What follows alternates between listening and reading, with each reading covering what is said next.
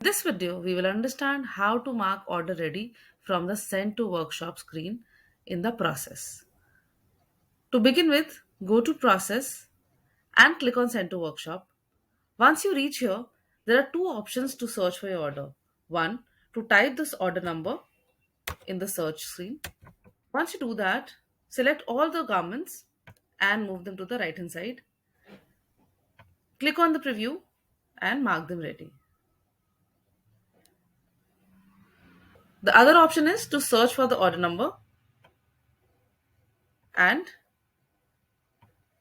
select all the garments and move them to the right hand side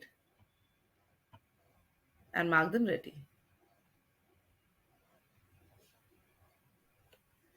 As you can see that the process has now become much faster and easier for you to mark garments ready. I hope you now understand how you can mark the garments or the orders ready one by one, selecting the required